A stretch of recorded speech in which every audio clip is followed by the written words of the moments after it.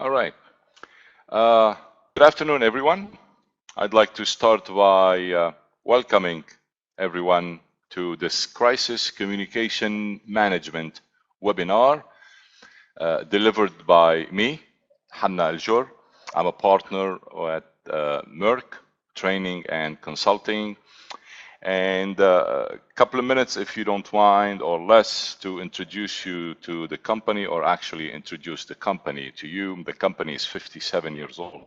Meirc, Middle Eastern Industrial Relations Consultants, or now known as Meirc Training and Consulting, was founded back in Beirut, Lebanon, back in 1958.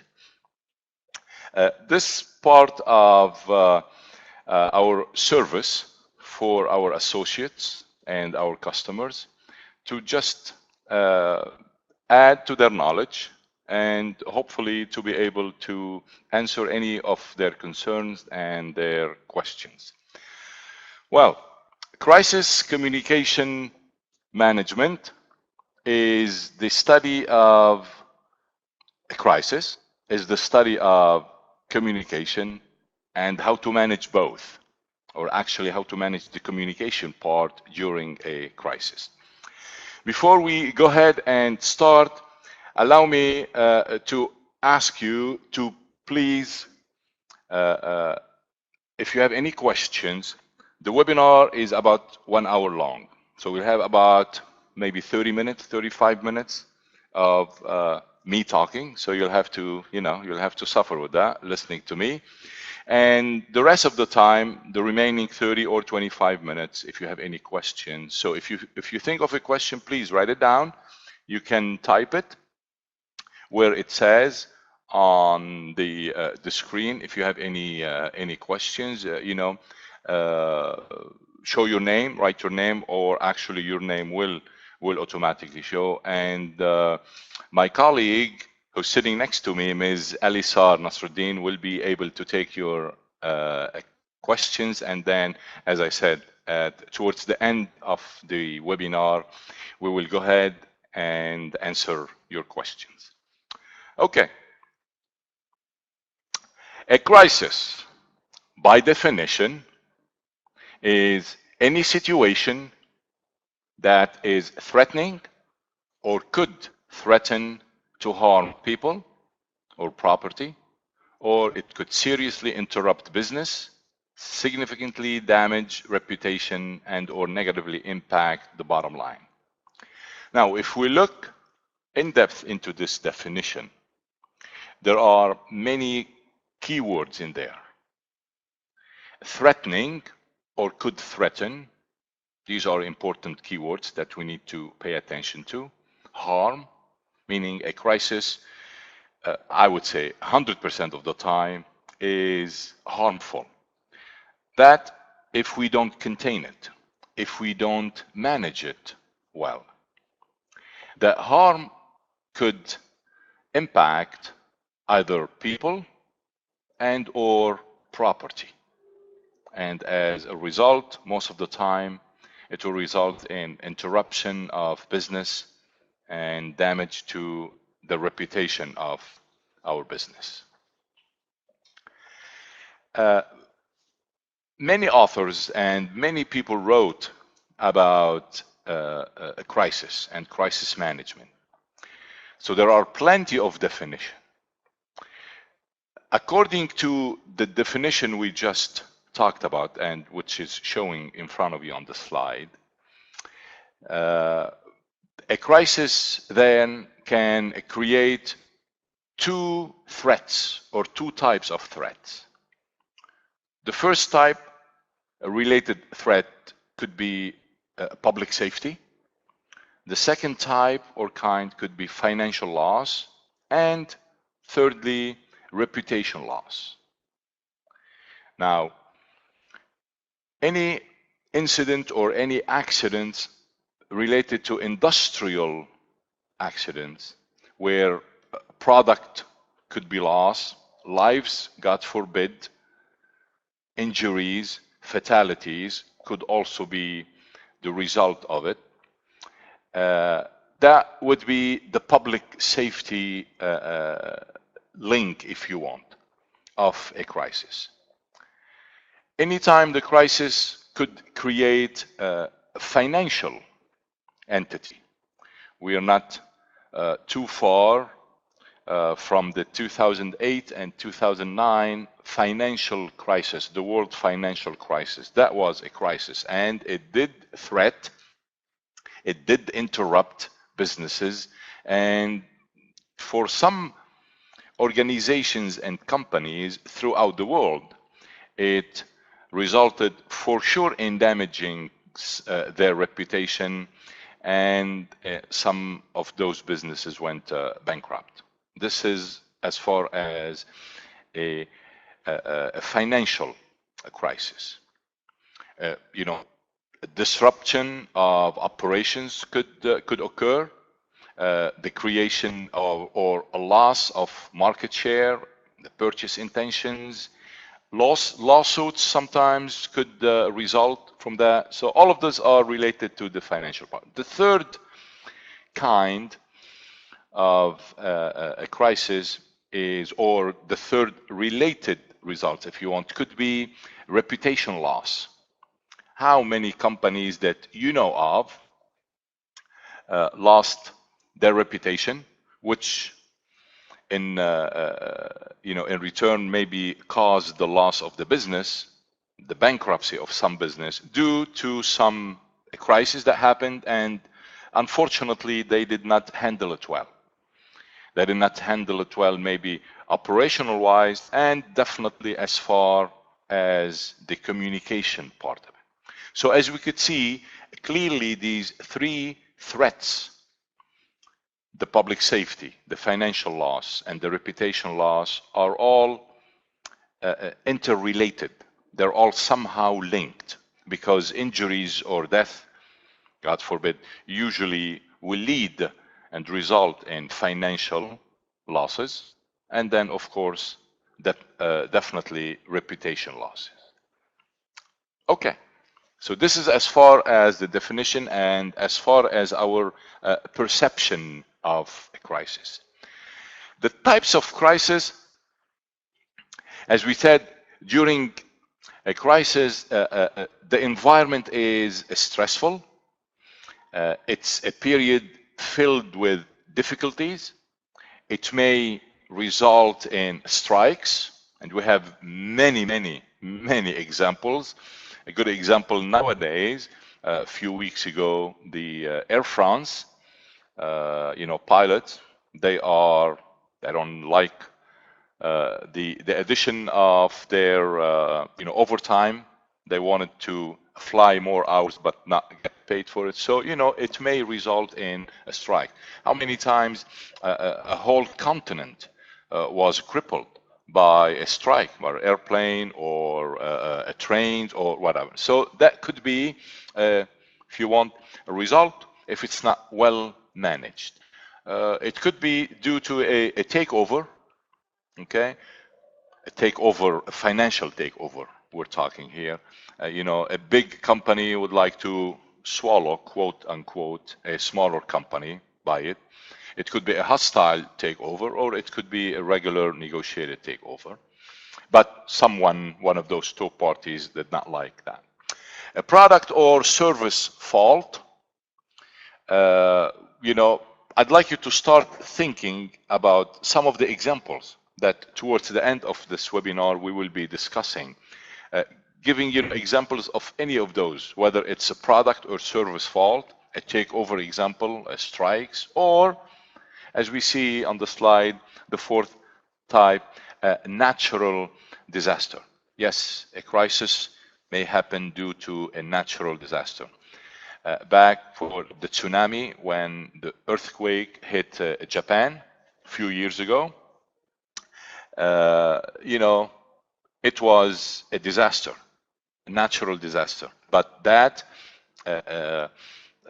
forced some type of a crisis, and management should have taken place. It did, but in some instances, when it comes to nature, you cannot do a lot. Nature has its own mind, as we say. When we talk about management, the word management, as we know, the four principles of management are the POLC, the planning, organizing, leading, and controlling. The planning part, this is when we set the goals or the objectives. Brainstorming will happen, data collection will happen, and then based on that, we will set our goals from this action. The organization or the organizing phase is the second phase, or the second principle of management.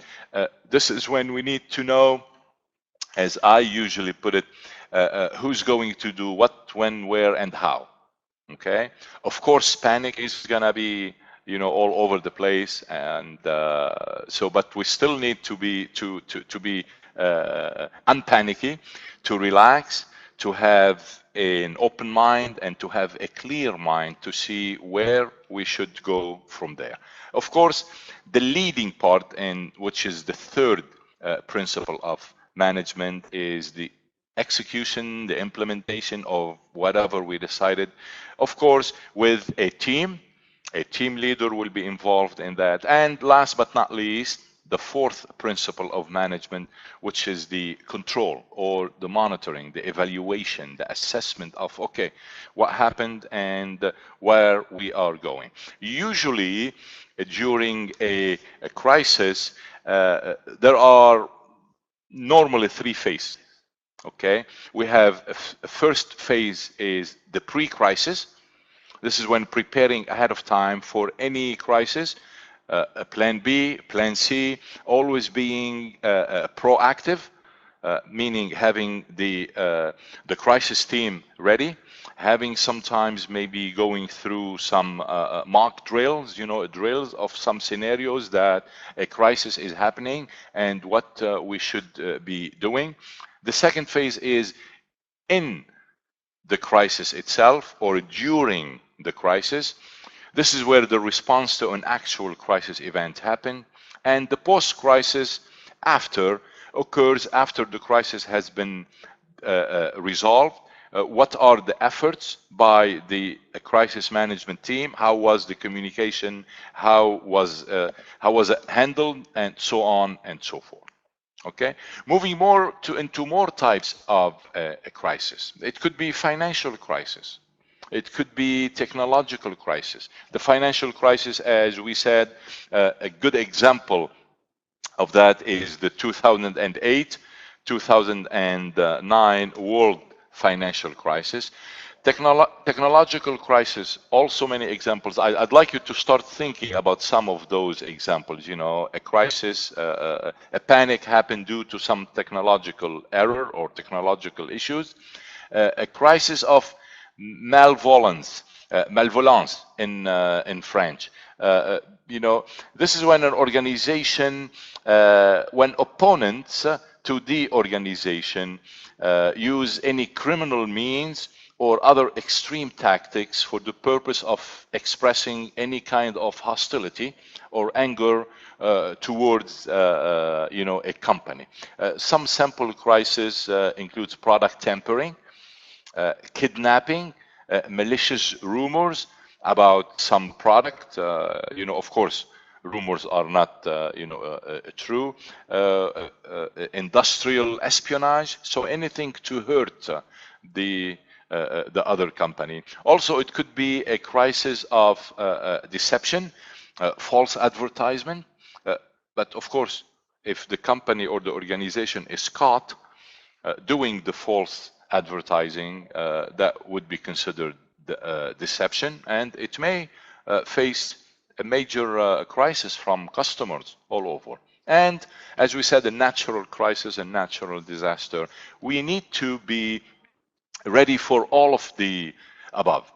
And we always need to be ready operationally, physically, on the ground, and also when it comes to the communication part of it, where it comes to the PR, the public relations part of it.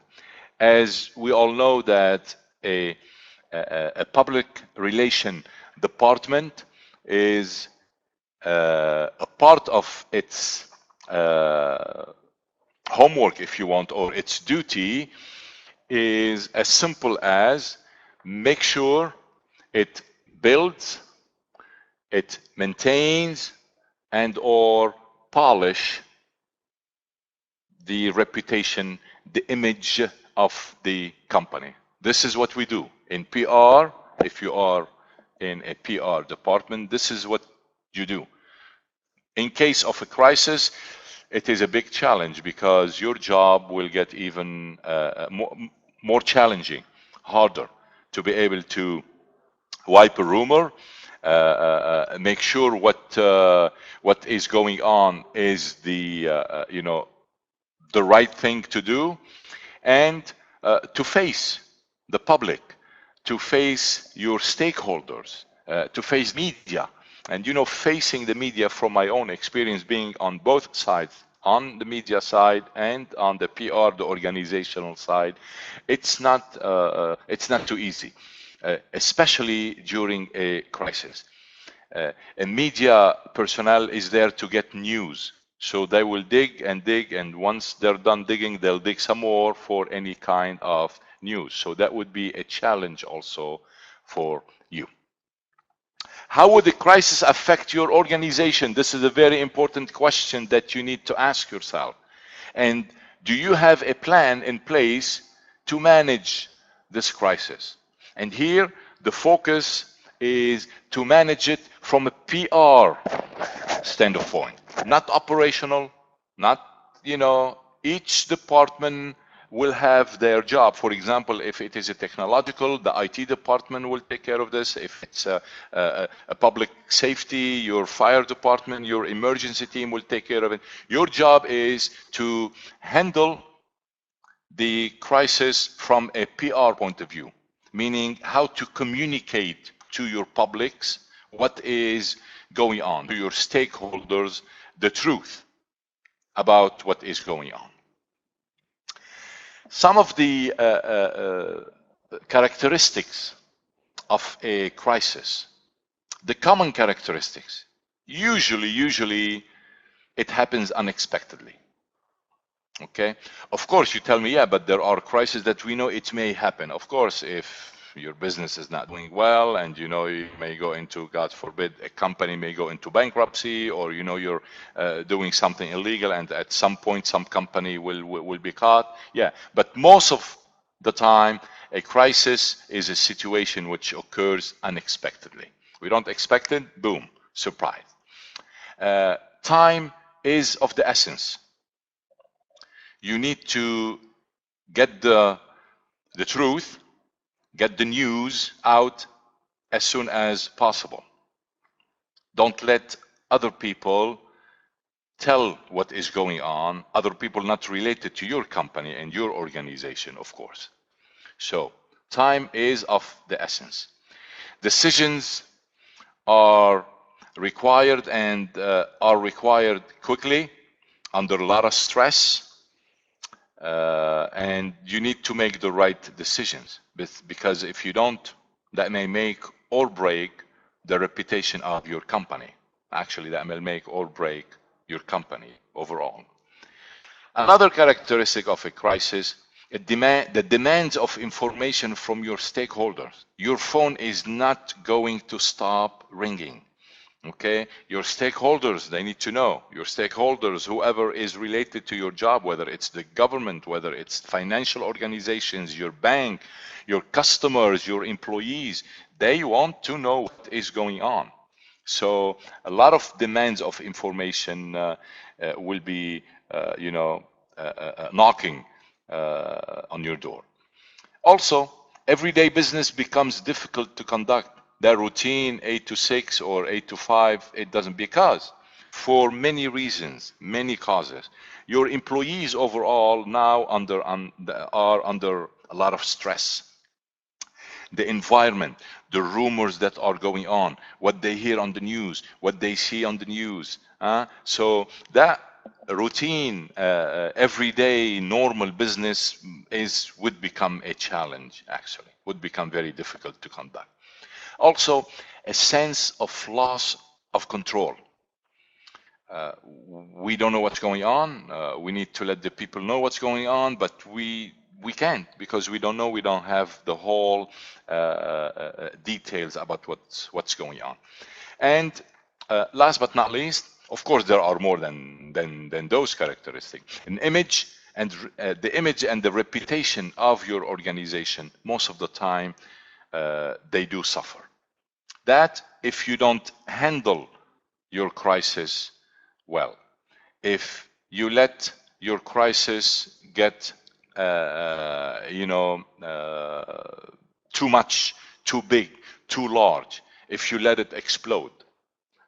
Thus, when we talk about crisis communication management, is the type of action that you need to do to contain your crisis, to put limits to it, and for it to be under control. And whose control? Your control, your department, your organization, your top management control.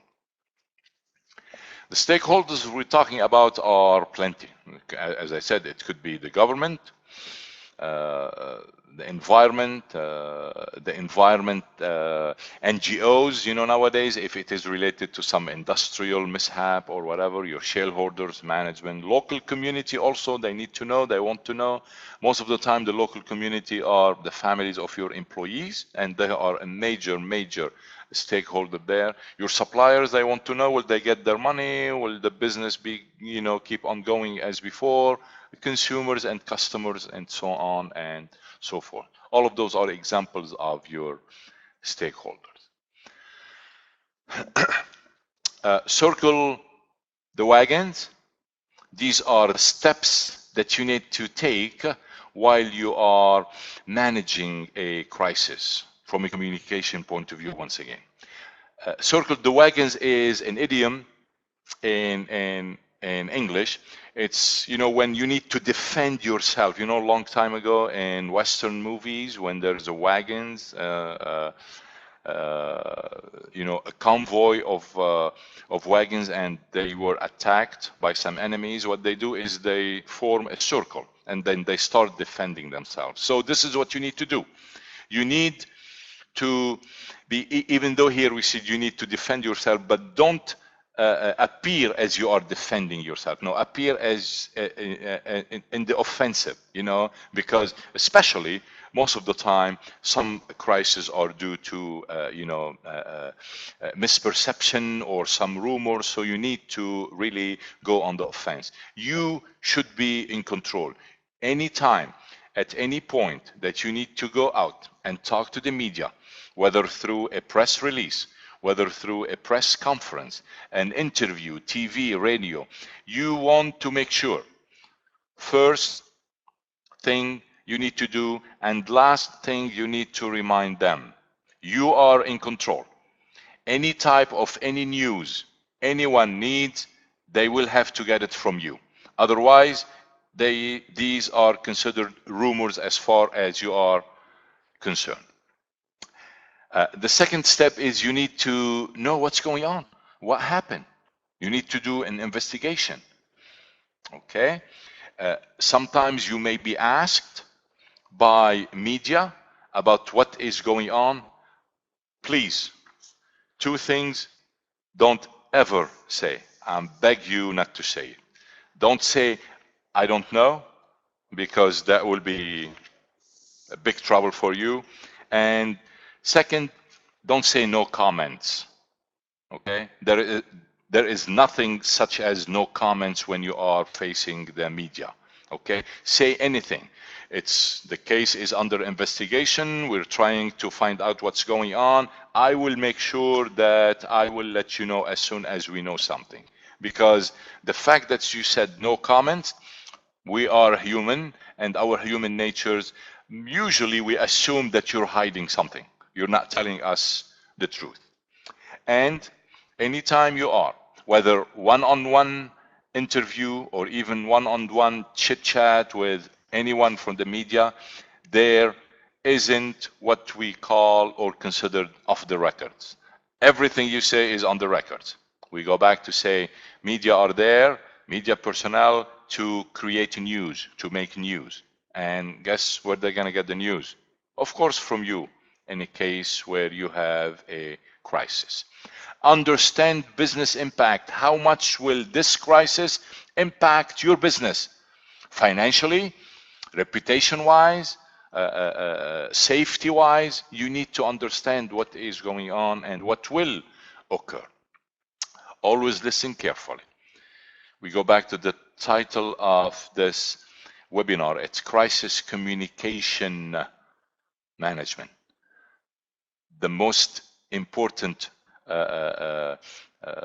item, if you want, in communication skills, effective communication, that is listening. You need to listen, and when you're done listening, listen some more. Okay, so listen carefully. So you know what to answer. You know what to tell the people other than no comments or I don't know. Decide on your organization and your organizational position and what type of messaging you're going to send. What is the key message you want the stakeholders, the public, to be aware of? This is what you need to know. Make decisions on the channels of distribution. How are you going to deliver this message? Are you going to do it via social media, regular media, TV, radios, and so on and so forth? Well, my opinion, my advice would be use them all, because your publics, your stakeholders may be spread out over young people, middle-aged people, old people. So, some people prefer to get their news from the social media, and some people still prefer to get the news from the morning newspaper. So, make sure TV, radio, whatever. So make sure you use all channels of distribution available, of course.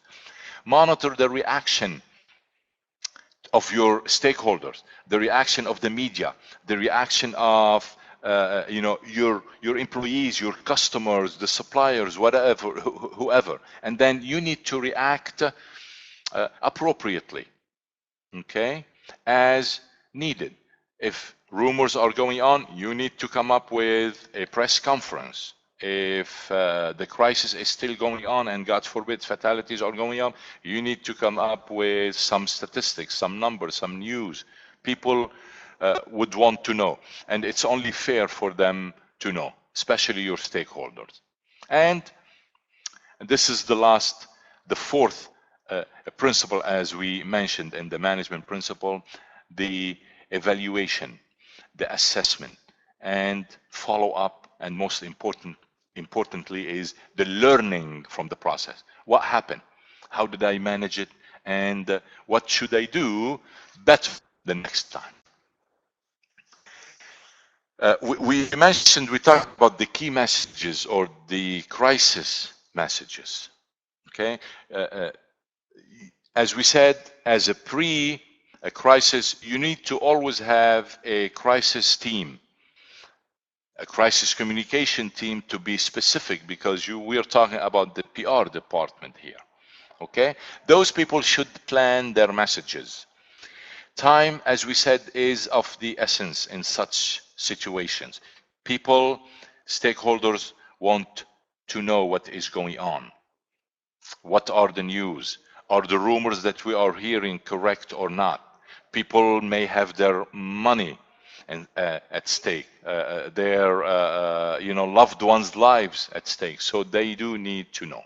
The team must also act quickly to try to modify those key messages that we mentioned for various medias, as we said, whether it's social media, regular media, letters, emails, web pages, blogs, radio, TV broadcasts, and so on and so forth. Use all the available media.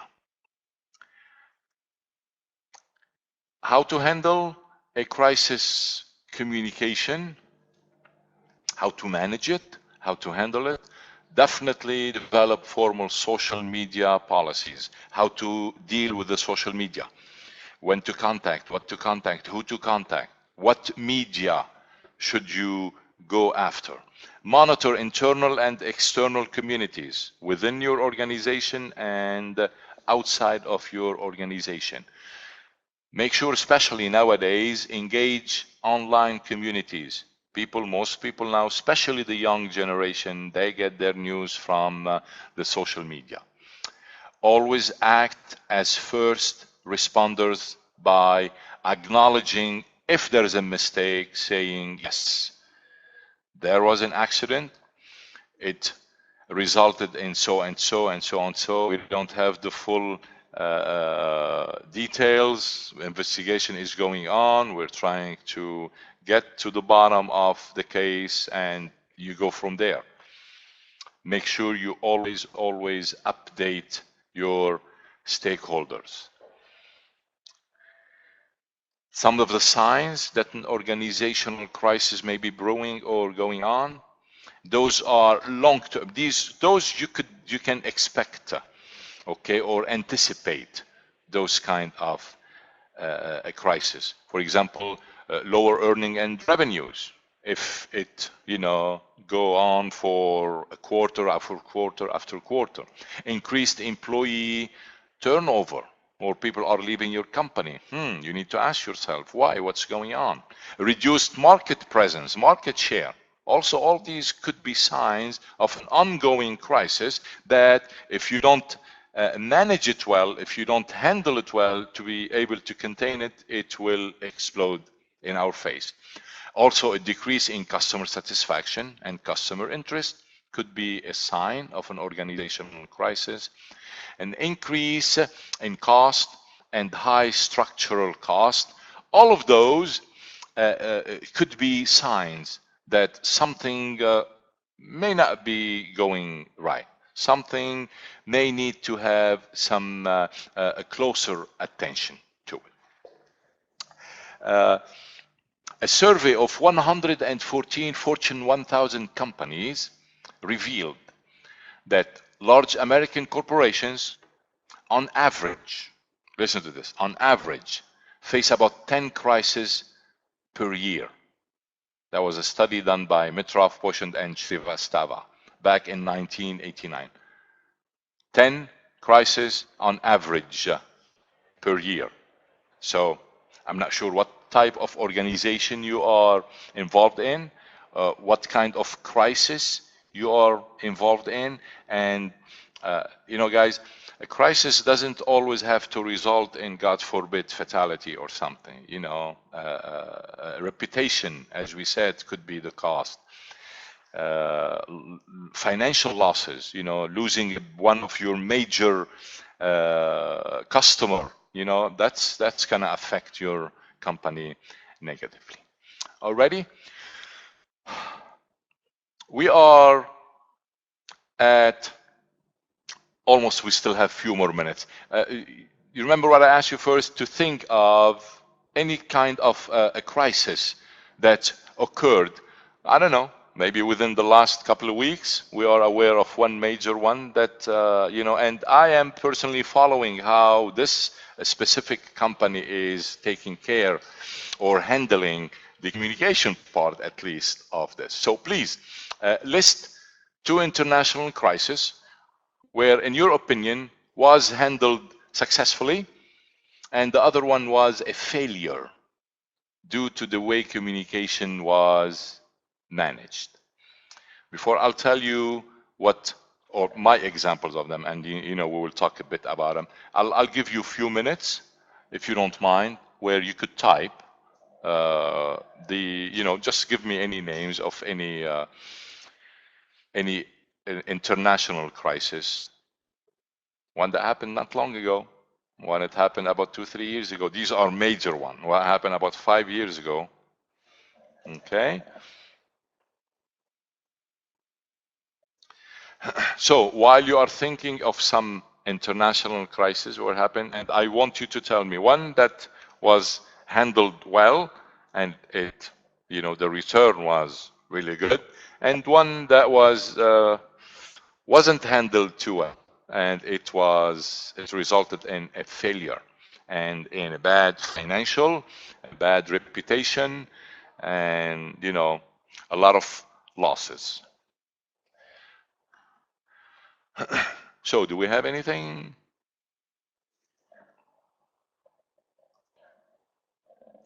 Alisar is trying to follow you guys to see if you came up with any. Oh, you did not tell them that we have a prize for whoever answers. You didn't tell them. Oh, yes, we do have a prize. I'm not going to tell you what the prize is until you let me know. Oh, good one. Good one. The Dubai economic crisis is one, of course. That's a major worldwide crisis, actually. But yes, you're absolutely right, Alisar. It did hit Dubai for many reasons. We're not gonna go into the reasoning or the rationale behind it. Lamis, Nasser, Parmalat. Yes, actually, yes. It is. It was a crisis because they were caught. If you're not familiar with it, I urge you to go ahead and then Google it. Where it was a deception. It was where people thought that Parmalat is doing a great job doing the CSR helping, whereas they had two sets of books and they were cooking the books, as we said. Okay. And yes, you're absolutely right, Lamis. They didn't handle it well at all. The Greece crisis was a failure. Well, yeah, it was a financial crisis, and it was a failure because they also did not handle it well. My friend Suleiman Hatoum, the Cyprus economic crisis. Well, yeah, the Greece, anytime some financial system is hit, of course, the rest of the neighboring countries will get hit. But as far as their communication strategies, Mr. Suleiman Hatoum is saying their communication strategies was successful. Yeah, the recovery was a failure. They did communicate the news in a professional, effective way, but you can, as a PR department, you could do so much. I mean, if there is something major going on in the core of the company or the country, you could do your best, but you cannot save a company from going bankrupt if the deficiency was in their product or in their financial handling of the books and so on and so forth. Also, Suleiman Hatoum said the Japanese nuclear crisis, yes, due to the tsunami, was a success. It was a success. It is very well known, and when we talk about communication, we need to take into consideration, ladies and gentlemen, that when we talk, in communication, we talk about two types or two kinds of categories. We have the high context culture and then the low context culture. The Japanese, in a way, do belong to the low context, and they go straight and tell you what is going on. Of course, they will do their best to handle the case, but yeah, I do agree with you, Mr. Hatoum. They did well. They did also well because they told the truth, what is going on, and this is how we are going to handle it. And in fact, this is why it was a success. Mr. Prawal Praveen, the Ebola virus crisis was handled, and I'm reading what you wrote, was handled well and contained only to Africa and didn't spread much to the rest of the countries in the world because of international help. Yes, it was handled, and this is of course my opinion, it was handled well, but not all over Africa. Some countries, it wasn't handled. Panic took over, and then rumors started to go on. But when it started to go out of context, this is when the WHO stepped in and then did help to handle the communication part of it.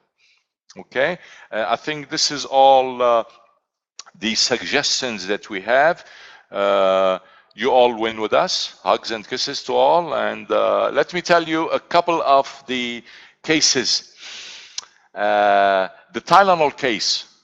I'm assuming most of you were not even born back in 1982. This is when Johnson & Johnson, the maker of Tylenol. Tylenol is another name in the States for Panadol here, okay? Acetaminophen for pain, headaches, or whatever. What happened back then, 7 people died because some lunatic, some crazy guy went into, and as you see on the slide, ladies and gentlemen, this is how Tylenol used to make their container. So anyone could open it. They used to put a cotton in there. So they put, the cotton, nothing, no seal, nothing.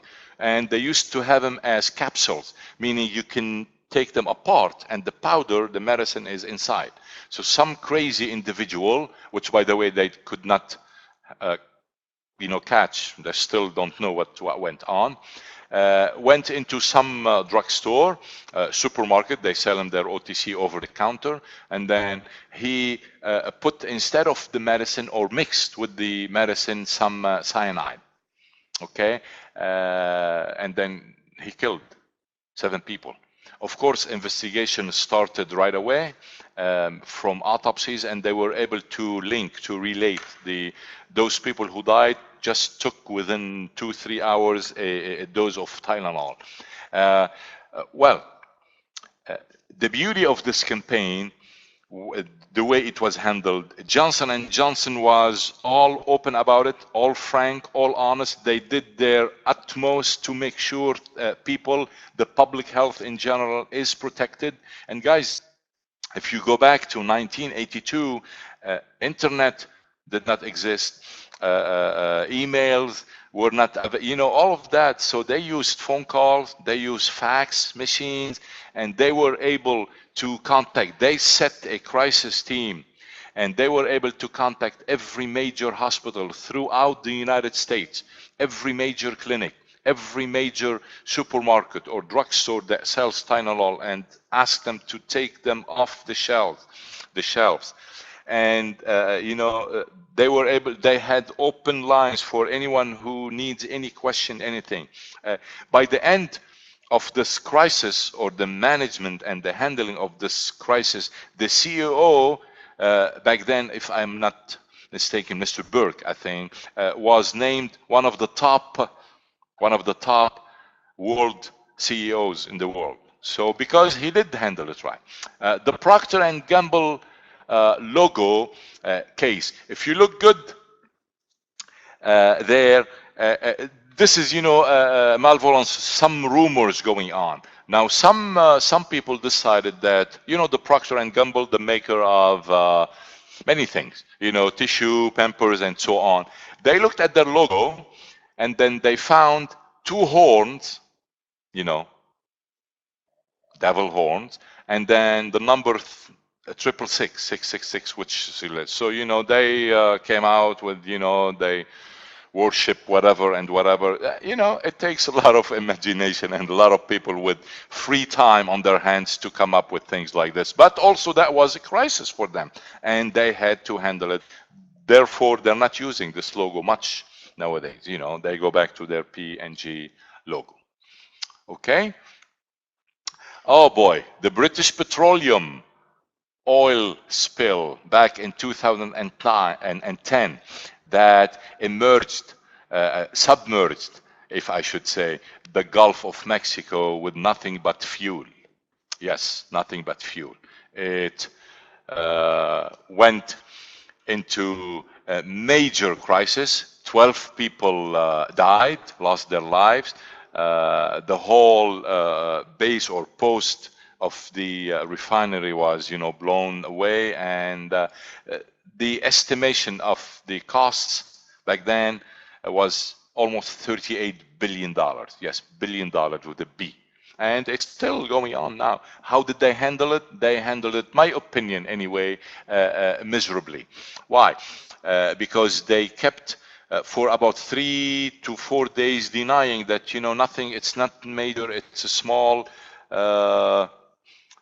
it's a small thing that's going on smallly. Yeah, I see Mr. Suleiman Hatoum. You got bingo a couple of weeks ago. The major famous Volkswagen. It's still ongoing. You're absolutely right. And you should follow, follow this, how they're handling their PR part of it. Because Volkswagen, I think they should be smarter than just denying what Toyota denied, what we will see next. But let me keep on going for 2 more minutes about the British Petroleum oil spill back in 2010. For 3-4 days, CEO was out of sight, no phone calls, didn't answer anything. And then they had the nerves to come up and then, minimize it. Whereas the flames were all over, the oil spill was at the coast of Louisiana, Alabama, Texas. It covered almost, a big portion of the Gulf of Mexico, the coast of the United States. And the interesting thing, ladies and gentlemen, and I want you to please follow this. If you go into the statistics during the 12 weeks of the crisis, the price of British petroleum went down by almost 50% in 12 weeks. Okay? So, if you could go more in depth with the fluctuation and the movement of the price, you will be able to notice that the price went deeper, steeper, with a larger scale the week that British Petroleum had nothing to say to the media. They did not come up with a press conference or press release. This is when people took it upon themselves and they started talking.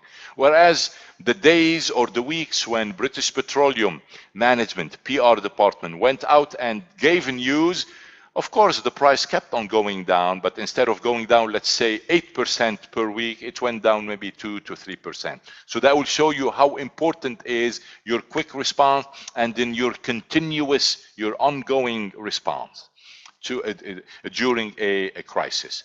Okay, one more case I'd like to talk about before we end is the Toyota braking system. I think that happened back in 2010. Another one happened in 2012. From our experience here in the Gulf region, a lot of Toyota cars were recalled. In the States, they were also recalled. They were having a problem with their braking system. So first of all, of course, Toyota denied. I'm sure they listened to some of their lawyers telling them, I don't deny it, which I don't think it's a smart move. And people starting having accidents and people starting, getting injured because of that. Of course, the brilliancy of the top management of Toyota said, it's the the mat, the carpet that you put where the brakes and then the speed pedals on. So of course people did not buy that. And later on, one of the suggestions from their top management was, why don't you use the emergency brake if this doesn't work? I mean, really funny, but really not too smart. And of course, that was also a failure in my opinion. Okay, the Toyota braking system as well as the British petroleum oil spill, both back in 2010, were both failure. And their reputation was at stake, and it did suffer. There was financial losses. Many things were involved in there. And unfortunately, in both cases, the British Petroleum had 12 fatalities. The Toyota had some injuries, which resulted from some accidents where the brake system failed. Okay, I think we're about to finish. If you have any questions that you may want to send us, we can wait 10 more seconds, and Ms. Alisar will be able to get it from you. Well, okay. Well, I just want to thank you again, and please, if you have any more questions later on that you may think of or whatever, do not hesitate to contact us. My email or at Meirc@meirc.com. to my attention, Hanna Al-Jur, and I would want to once again thank you. Keep on doing the great job. Mainly, I'm assuming you are in, some type of crisis management team, mainly under the umbrella of the PR or marketing or advertising. Keep on doing the good job, and hopefully I will see you and you will hear from me soon. Until next time, take care. Oh, one more thing. Oh, okay. Mr. Praveen is thanking me. You're most then welcome, ladies and gentlemen, and I'll be seeing you later. Take care.